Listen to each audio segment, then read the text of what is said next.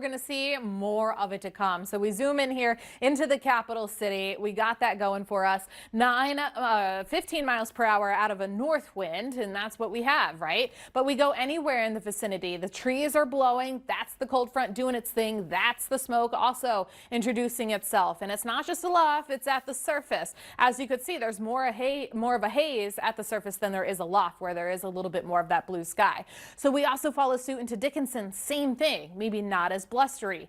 Lake Metagoshi, still good for the lake cabin, but it's a little gusty there at 32 miles per hour. So maybe you're playing pickleball up there. Probably not the best day, as that ball's probably swooping around a little bit more than normal, even for those outdoor balls. Okay, so we turn to the air quality index. It's worsening, and it will keep worsening as we go throughout the day. Whereas I do think we're going to keep feeding in more of the unhealthy category. So know where you stand, limit yourself to that time spent outdoors. Do I think it's going to be as bad as what we saw a couple of Saturdays ago? I do not. But I do think it's just going to keep growing as we go throughout the day and tomorrow too.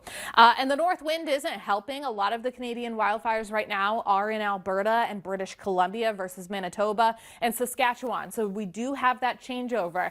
But it's this cold front that brought it aloft, the smoke, and brought it down to the surface now. And that cold front's now passing through the I-29 corridor and will keep maneuvering in as we go into the overnight hours here. So no improvement. And even for our Wednesday, we might get a second front coming through, and that's also going to help push in some of that Canadian wildfire smoke, that time around from the northeast. So there's really no escaping it. Wildfires, there's still 78 uncontrolled in Canada burning, again, from Alberta to British Columbia. That's now where a lot of that smoke is coming in from versus where Winnipeg was. That one in Winnipeg isn't even reported at this point. That brought us that smoke that we were seeing a couple of Saturdays ago. So we break it down. We know we're smoky, right? I think that's kind of what we need to know.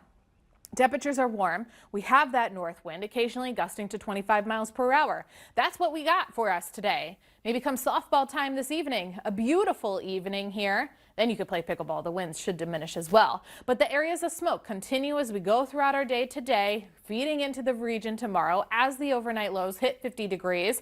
But here's the kicker. By the time we head into our Wednesday evening, we're going to start to introduce a low pressure system in the southeastern corner of Montana. That's the isolated rain chances that we could be seeing. There's also now a level 1 for the corner of North Dakota into the southwestern region. Low threats there, 60-mile-per-hour wind gusts, quarter-sized hail. That would be for Wednesday. Highs in the 70s. So the rain chances here, Wednesday, it's not very high. It's Thursday where that's going to become more prominent and showing the chances of the widespread rain. And that'll likely kick in into the southern half of the area with those clouds increasing already on Wednesday. So, Krista, your 70 forecast remains busy. As far as the temperatures, though, they're still teeter-tottering, kind of like above normal to below normal. Yeah, we are having a really hard time getting above normal this summer, it seems. Oh, it's not fun. But today's above normal, so it should be a red day. Finally a red